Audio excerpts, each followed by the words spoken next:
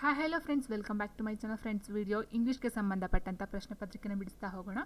So first question ಹೀಗಿದೆ. ಇದು ಬಂದು ಕರ್ನಾಟಕ GPSTR ಎಕ್ಸಾಮ್ಗೆ ಸಂಬಂಧಪಟ್ಟಂಥ ಪೇಪರ್ ಆಗಿರುತ್ತೆ. ಬಟ್ ಇಲ್ಲಿ ನಿಮಗೆ ಇಂಗ್ಲೀಷ್ ಬೇಕಾಗಿರೋ ನಾನು ಕ್ವಶನ್ ಪೇಪರ್ನ ಆಯ್ಕೆ ಮಾಡ್ಕೊಂಡಿದ್ದೀನಿ. ಇದು GPSTR HSTRಗಾದ್ರೂ ನೀವು ಯೂಸ್ ಮಾಡ್ಕೋಬಹುದು. ಆ್ಯಂಡ್ ವಿಲೇಜ್ ಅಕೌಂಟೆಂಟ್ PDO ಅಥವಾ ಬೇರೆ ಯಾವುದೇ ಎಕ್ಸಾಮ್ಸ್ ಕೇಳಿದ್ರು ಸಹ ಇಂಗ್ಲೀಷ್ ಅಂತ ಹೇಳಿದ್ರೆ ಗ್ರಾಮರ್ ಎಲ್ಲ ಒಂದೇ ಬರ್ತಕ್ಕಂಥದ್ದು.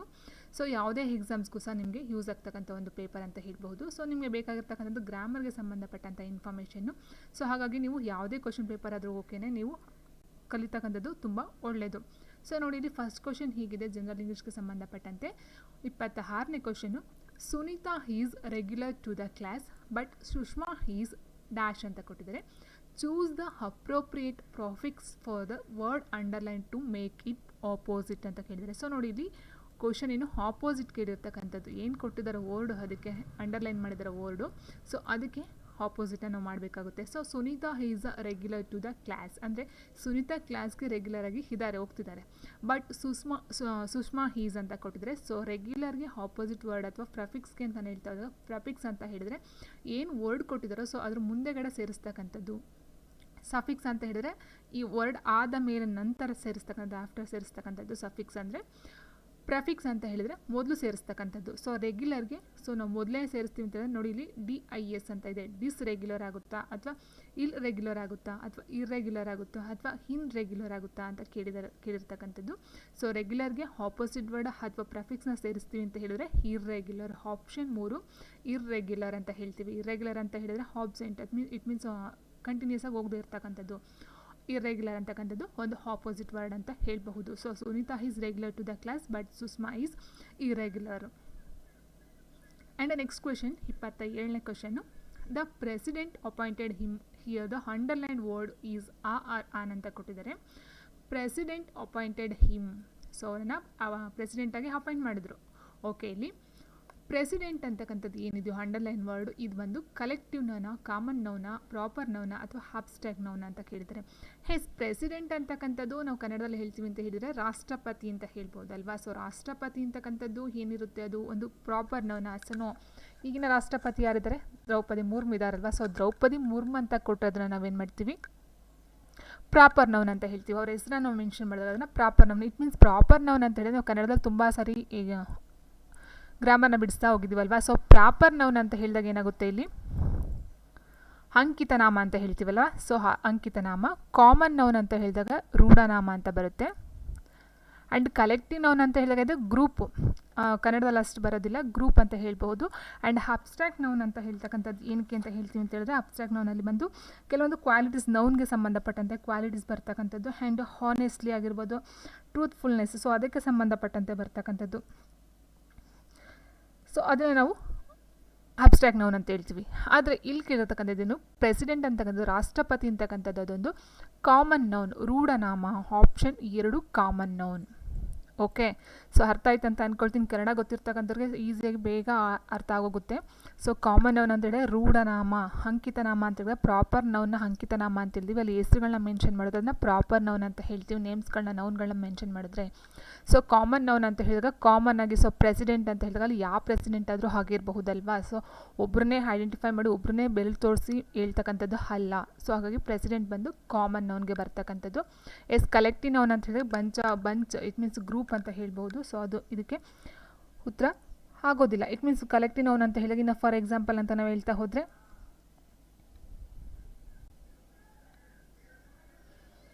ಕಲೆಕ್ಟ್ ಮಾಡ್ತಕ್ಕಂಥದ್ದು. ಫಾರ್ ಎಕ್ಸಾಂಪಲ್ ಅಂತ ನಾವು ಹೇಳಿದ್ರೆ ಆರ್ಮಿ ಅಂತ ಹೇಳ್ಬೋದು. ಆ್ಯಂಡ್ ನೆಕ್ಸ್ಟ್ ಬಂದು ಆರ್ಮಿ ಅಂತ ಹೇಳಿದಾಗ ಅಲ್ಲಿ ಸೋಲ್ಜರ್ಸ್ ಒಂದು ಗುಂಪು ಅಂತ ಹೇಳ್ಬೋದು. ಆ್ಯಂಡ್ ಕ್ರೀಮ್ ಅಂತ ಹೇಳ್ಬೋದು, ಮಾಬ್ ಅಂತ ಹೇಳ್ಬೋದು. ಈ ಥರ ಬರ್ತಕ್ಕಂಥದ್ದು ನಾವು ಹೇಳ್ತಾ ಹೋಗ್ತೀವಿ ಕಲೆಕ್ಟಿವ್ ನೌನ್ಗೆ. ಆ್ಯಂಡ್ ನೆಕ್ಸ್ಟ್ ಬಂದು 28ನೇ ಕ್ವಶನ್ ಹೀಗಿದೆ. Hamlet is dash greatest to play of Shakespeare. Choose an article and fill in the blank ಅಂತ ಕೊಟ್ಟಿದ್ದಾರೆ.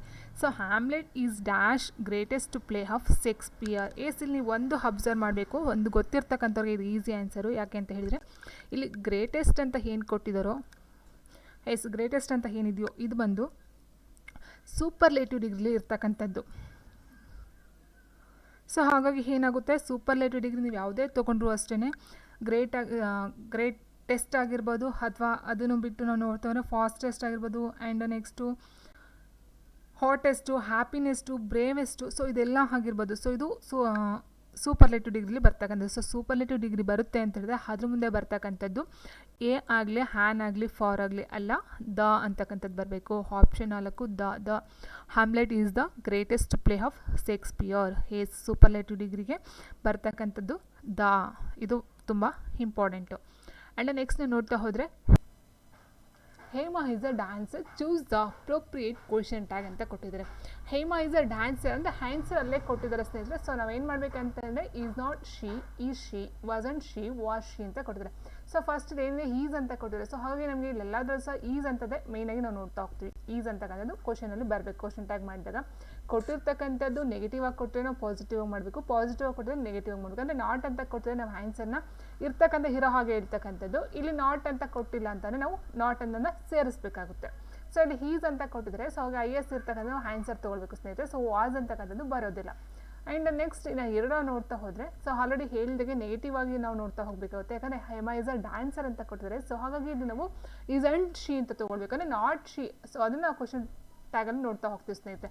So Hema is a dancer ಅಂದರೆ ಈಸ್ ಅಂಡ್ ಶಿ ಬರುತ್ತೆ. ಅಥವಾ Hema is not a dancer ಅಂತಂದರೆ Hema is a not a dancer ಅಂತ ಕೊಟ್ಟರೆ ಅಲ್ಲಿ ಈ ಶಿ ಬರ್ತದೆ. ಓಕೆ, ನಾಟ್ ಅಂತ ಕ್ವಶನಲ್ಲಿದ್ದರೆ ಸೊ ಸಾರಿ ನಾಟ್ ಅಂತ ಆನ್ಸರಲ್ಲಿದ್ದರೆ ಕ್ವಶನಲ್ಲಿ ಏನಾಗುತ್ತೆ ನಾಟ್ ಸೇರಿಸೋದಿಲ್ಲ. ಬಟ್ ಇಲ್ಲಿ ಹೇಮಾ ಈಸ್ ಅ ಡ್ಯಾನ್ಸರ್ ಅಂತ ಕೊಟ್ಟರೆ ಸೊ ಹಾಗಾಗಿ ಕ್ವಶನ್ ನಾವು is not, isn't, so not ಸೇರಿಸಬೇಕಾಗುತ್ತೆ. So answer option 1 isn't she ಅಂತಕ್ಕಂಥದ್ದು ಆಗಿರುತ್ತೆ. And when was R K Laxman born ಅಂತ ಕೊಟ್ಟಿದ್ದಾರೆ. R K Laxman born. Identify the type of sentence from the given alternatives ಅಂತ ಕೊಟ್ಟಿದ್ದಾರೆ. When was R K Laxman born, ಇಲ್ಲಿ ಕ್ವಶನ್ ಮಾರ್ಕ್ ಇದೆ. ಸೊ ಲಕ್ಷ್ಮಣ್ ರಾವ್ ಯಾವಾಗ ಹುಟ್ಟಿದ್ರು? ಓಕೆ, ಸೊ ಇಲ್ಲಿ ಕ್ವಶನ್ ಮಾರ್ಕ್ ಇದೆ, ಇದು ಬಂದು ಕ್ವಶನ್. ಸೊ ಅಸೆಟಿವ್ ಸೆಂಟೆನ್ಸ್ ಅಂತಂದರೆ ಇದೊಂದು ಕಾಮನ್ ಸೆಂಟೆನ್ಸ್ ಆಗಿರುತ್ತೆ. ಆ್ಯಂಡ್ ನೆಕ್ಸ್ಟ್ ಇಂಟ್ರೋಗೇಟಿವ್ ಸೆಂಟೆನ್ಸ್ ಅಂದರೆ ನಿಮ್ಗೆ ಗೊತ್ತಿರಬಹುದು. ಇಂಟ್ರೋಗೇಟಿವ್ ಮಾಡ್ತಕ್ಕಂಥದ್ದು, ಕ್ವಶನ್ಸ್ನ ಕೇಳ್ತಕ್ಕಂಥದ್ದು, ಬೇರೆಯವ್ರನ್ನ ಇಂಟ್ರೋಗೇಷನ್ ಮಾಡ್ತಕ್ಕಂಥದ್ದು. ಆ್ಯಂಡ್ ನೆಕ್ಸ್ಟ್ ಎಕ್ಸ್ಕ್ಲಾಮೇಟರಿ ಅಂತ ಹೇಳಿದರೆ ಸೊ ಆಶ್ಚರ್ಯ ಸೂಚಕ ಅಂತ ಹೇಳ್ತೀವಲ್ವಾ, ಸೊ ಎಕ್ಸೈಟ್ಮೆಂಟ್. ಸೊ ಈ ಒಂದು ಎಕ್ಸ್ಕ್ಲಾಮೇಟರಿ ಸೆಂಟೆನ್ಸ್ ಬಂದು ಈ ಥರ ಬರುತ್ತೆ. And next imperative sentence. Imperative sentence ಅಂದರೆ ನಿಮ್ಗೆ ಗೊತ್ತಿರಬಹುದು, ಕನ್ನಡದಲ್ಲಿ ವಿದ್ಯಾರ್ಥಕ ಅಂತ ಹೇಳ್ತೀವಿ. ವಿದ್ಯಾರ್ಥಕ ಕ್ರಿಯಾಪದ. ಇಟ್ ಮೀನ್ಸ್ ಅದೇನು ಹೇಳುತ್ತೆ ಅಂತ ಹೇಳಿದ್ರೆ ಆರ್ಡರ್ ಮಾಡ್ತಕ್ಕಂಥದ್ದಾಗಿರ್ಬೋದು, ರಿಕ್ವೆಸ್ಟ್ ಮಾಡ್ತಕ್ಕಂಥದ್ದಾಗಿರ್ಬೋದು, ಅಡ್ವೈಸ್ ಮಾಡ್ತಕ್ಕಂಥದ್ದಾಗಿರ್ಬೋದು. ಇಟ್ ಮೀನ್ಸ್ ವಿದ್ಯಾರ್ಥಕ ಕ್ರಿಯಾಪದ ಅಂತ ಕನ್ನಡದಲ್ಲಿ ಹೇಳ್ತಾ ಹೋಗ್ತೀವಿ. ಆರ್ಡರ್ ಇಟ್ ಮೀನ್ಸ್ ಆಶೀರ್ವಾದ, ಆಜ್ಞೆ ಮಾಡ್ತಕ್ಕಂಥದ್ದು. ಈ ಥರ ನಾವು ಇಂಪ್ಯಾರೇಟಿವ್ ಸೆಂಟೆನ್ಸ್ ಅಂತ ಹೇಳ್ತೀವಿ. It means excuse me, please. So okay, ಈ ಥರ ಮಾಡ್ತಕ್ಕಂಥದ್ದು. ಸೊ ಇಲ್ಲಿ ಇಂಟ್ರೋಗೇಟಿವ್ ಸೆಂಟೆನ್ಸ್ ಅಂದರೆ ಕ್ವಶನ್ ಮಾರ್ಕ್, ಕ್ವಶನ್ನ ಕೇಳ್ತಕ್ಕಂಥದ್ದು, ಪ್ರಶ್ನಾರ್ಥಕ ವಾಕ್ಯಗಳು ಅಂತ ಹೇಳ್ತೀವಿ. ಸೊ ಅದು ಬಂದು ಇದು ಕ್ವಶನ್ ಇದೆಯಲ್ವಾ, ಸೊ ಇದು ಬಂದು ಆನ್ಸರು ಆಪ್ಷನ್ 2 ಇಂಟ್ರೋಗೇಟಿವ್ ಸೆಂಟೆನ್ಸ್ ಅಂತ ಹೇಳಬಹುದಾಗಿರುತ್ತೆ. ಇನ್ನು ಎಕ್ಸ್ಕ್ಲಾಮೇಟರಿಗೆ ಹೇಳಿದಾಗೆ ನಾವು ಭಾವಸೂಚಕ ಅಂತ ಹೇಳ್ಬೋದು. ಇಂಪರೇಟಿವ್ಗೆ ವಿದ್ಯಾರ್ಥಕ ಅಂತ ಹೇಳ್ತೀವಿ. ಸೊ ಕನ್ನಡ ಯಾರು ಗೊತ್ತಿರುತ್ತೋ ಸೊ ಅವ್ರಿಗೆ ತುಂಬ ಈಸಿ ಆಗುತ್ತೆ ಅಂತ ಕನ್ನಡ ಇಂಗ್ಲೀಷ್ ಎರಡು ಮೆನ್ಷನ್ ಮಾಡಿದ್ದೀನಿ ಇಲ್ಲಿ. ಸೊ ಕನ್ನಡ ಇಂಗ್ಲೀಷ್ ಎರಡೂ ಸಹ ಅರ್ಥ ಆಗುತ್ತೆ. ತುಂಬ ಎಕ್ಸಾಮ್ನಲ್ಲಿ ತುಂಬ ಒಂದು ಗ್ರಾಮರ್ ಕ್ಲಾಸ್ ಇದೆ, ಆಲ್ರೆಡಿ ತುಂಬ ಮಾಡಿದ್ದೀವಿ, ಪೇಪರ್ಸ್ಗಳನ್ನ ಬಿಡಿಸಿದ್ದೀವಿ ಕನ್ನಡ. ಸೊ ಅದಕ್ಕೂ ಇದಕ್ಕೂ ನೀವು ಕಂಪೇರ್ ಮಾಡಿಕೊಂಡ್ರೆ ಬೇಗ ಅರ್ಥ ಆಗುತ್ತೆ. ನೆಕ್ಸ್ಟ್ ಬಂದು the Indian ambassador visited the western countries ಅಂತ ಕೊಟ್ಟಿದ್ದಾರೆ. Choose the appropriate question so has to get the underline words has answer. Yes, ಅಂಡರ್ಲೈನಲ್ಲಿ ಆನ್ಸರ್ ಏನು ಅಂಡರ್ಲೈನ್ ವರ್ಡ್ ಇದೆಯೋ ಸೊ ಅದು ಆನ್ಸರ್ ಆಗೋ ಥರ ಏನು ಮಾಡಬೇಕಂತೆ ನೀವು ಕ್ವಶನ್ನ ರೆಡಿ ಮಾಡಬೇಕಂತೆ. So the Indian ambassador visited the western countries. Yes, ನೋಡಿ ಇಲ್ಲಿ visited the western countries. So western ಕಂಟ್ರೀಸ್ಗೆ ಯಾರು ವಿಸಿಟ್ ಕೊಟ್ಟಿದ್ದು ಅಂತಕ್ಕಂಥದ್ದು ನಮ್ಮ ಒಂದು ಪ್ರಶ್ನೆ ಆಗಬೇಕು. ಸೊ ಇಂಡಿಯನ್ ಅಂಬಾಸಿಡರು ವಿಸಿಟ್ ಮಾಡ್ತಾರೆ ಇಲ್ಲಿಗೆ ವೆಸ್ಟರ್ನ್ ಕಂಟ್ರೀಸ್ಗೆ. ಸೊ ಹಾಗಾಗಿ ಇಲ್ಲಿ ಇಂಡಿಯನ್ ಅಂಬಾಸಿಡರ್ ಅಂತಕ್ಕಂಥದ್ದು ಆನ್ಸರ್ ಆಗಬೇಕು. ನಾವು ಆ ರೀತಿ ಕ್ವಶನ್ನ ಪ್ರಿಪೇರ್ ಮಾಡಬೇಕು. ಈಗ ನೋಡಿ, when did the India ambassador visit the western countries, ಯಾವಾಗ ಅಂತ ಕೇಳಿದರೆ ಇಲ್ಲಿ ನಮಗೆ ಆನ್ಸರ್ ಏನು ಬೇಕು, ಆನ್ಸರ್ ಇಂಡಿಯನ್ ಅಂಬಾಸಿಡರ್ ಅಂತ ಬರಬೇಕು. ಸೊ ಹಾಗಾಗಿ ಇದು ನಾವು ನೆಗ್ಲೆಕ್ಟ್ ಮಾಡಬೇಕಾಗುತ್ತೆ. And next why did the Indian ambassador visit the western countries. So ಏನಕ್ಕೆ ವಿಸಿಟ್ ಕೊಟ್ಟರು, ಸೊ ಏನಕ್ಕೆ ಅಂದರೆ ರೀಸನ್ ಇದೆಯಾ? No. How did the Indian ambassador, so ಹೇಗೆ ಅಂತ ಕೊಟ್ಟಿದ್ದಾರೆ. So no. Who visited the western countries, western ಕಂಟ್ರೀಸ್ಗೆ ಯಾರು ವಿಸಿಟ್ ಮಾಡಿದ್ದು, ಸೊ ಯಾರು, ಇಂಡಿಯನ್ ಅಂಬಾಸಿಡರ್. ಸೊ ಆನ್ಸರ್ ಸಿಗುತ್ತಲ್ವಾ. ಸೊ ಹಾಗಾಗಿ answer option 2 who visited the western countries. Okay, and next choose the odd one out. ಒಂದು ಯಾವುದು 4 ವರ್ಡ್ನ ಕೊಟ್ಟಿದ್ದಾರೋ ಸೊ ಅದರ ಒಂದು ಗುಂಪಿಗೆ ಸೇರದೇ ಇರ್ತಕ್ಕಂಥ ಒಂದು ಪದ ನಾವೇನು ಮಾಡಬೇಕಾಗುತ್ತೆ, ಆ್ಯಡ್ ಒನ್ ಔಟ್ ಹೊರಗೆ ತೆಗಿಬೇಕಾಗುತ್ತೆ. ಆಪ್ಷನ್ ಹೀಗಿದೆ: coach, teacher, learner and trainer ಅಂತ ಕೊಟ್ಟಿದ್ದಾರೆ. ಸೊ ನೋಡಿ, ಇಲ್ಲಿ ಕೋಚ್ ಅಂತಕ್ಕಂಥದ್ದಾಗಿರ್ಬೋದು, ಟೀಚರ್ ಆಗಿರ್ಬೋದು ಆ್ಯಂಡ್ ಟ್ರೈನರ್ ಆಗಿರ್ಬೋದು, ಈ ಮೂರೂ ಸಹ ಒಂದು ಟೀಚ್ ಮಾಡ್ತಕ್ಕಂಥದ್ದು. ಸೊ ಲರ್ನರ್ ಅಂತಕ್ಕಂಥದ್ದು ಕಲಿತಕ್ಕಂಥವ್ರು, ಕೋಚು ಕಲಿಸ್ತಕ್ಕಂಥವ್ರು, ಟೀಚರು ಕಲಿಸ್ತಕ್ಕಂಥವ್ರು ಆ್ಯಂಡ್ ಟ್ರೈನರು ಸಹ ಕಲಿಸ್ತಕ್ಕಂಥವ್ರು. ಸೊ ಹಾಗಾಗಿ ಲರ್ನರ್ ಅಂತಕ್ಕಂಥವ್ರು ಕಲಿರ್ತಕ್ಕಂಥವ್ರು ಆಗಿರೋದ್ರಿಂದ ಆಪ್ಷನ್ 3 ಏನಿದೆಯೋ ಸೊ ಇದು ರೈಟ್ ಆನ್ಸರ್ ಆಗುತ್ತೆ. And next, you and I are studying in the same class. You and I, ನೀನು ಮತ್ತು ನಾನು are studying in the same class, ಒಂದೇ ಕ್ಲಾಸಲ್ಲಿ ಸ್ಟಡಿ ಮಾಡ್ತಾ ಇದ್ದೀವಿ. ಡ್ಯಾಶ್ ಆರ್ ಕ್ಲಾಸ್ಮೇಟ್ಸ್, ಹಾಗಾಗಿ we are classmates, they are classmates ಅಂದರೆ ಅವರು ಕ್ಲಾಸ್ಮೇಟ್ಸ್ ಅಂತ ಆಗುತ್ತೆ. ಸೊ ಇಲ್ಲಿ ಮಾತಾಡ್ತಿರೋದು ಯಾರು? ಯು ಆ್ಯಂಡ್ ಐ, ನಾನು ಮತ್ತು ನೀನು ಅಂತ ಹೇಳಿರೋದ್ರಿಂದ ನಾವೇನು ಮಾಡಬೇಕಾಗುತ್ತೆ, ಇಬ್ರಿಗೂ ಸೇರಿಸಿ ವಿ, ನಾವು ಅಂತ ಹೇಳಬೇಕಾಗುತ್ತೆ. ಸೊ ಹಾಗಾಗಿ ಆಪ್ಷನ್ 4 ನಾವು ಆಯ್ಕೆ ಮಾಡಬೇಕಾಗುತ್ತೆ. And next, Mahatma Gandhiji weapons has is non violence adopted during freedom struggle ಅಂತ ಕೊಟ್ಟಿದ್ದಾರೆ. ಸೊ ನೀವು ಫಸ್ಟ್ ಅವರೇ ಕೊಟ್ಟಿದ್ದಾರೆ, ತಗೊಳ್ಳೋಣ. ಮಹಾತ್ಮ ಗಾಂಧೀಜಿ, ಸೊ ನೀವು ಎಲ್ಲನೂ ಬೇಕಾದ್ರೆ ಒಂದ್ಸರಿ ಚೆಕ್ ಮಾಡ್ಕೊಳ್ಳಿ, ಬಟ್ ನಾನು ಡೈರೆಕ್ಟಾಗಿ ಆನ್ಸರ್ನ ಹೇಳ್ಬಿಡ್ತೀನಿ. ಮಹಾತ್ಮ ಗಾಂಧೀಜಿ ಅಡಾಪ್ಟ್ ಮಾಡ್ಕೊಳ್ತಕ್ಕಂಥದ್ದು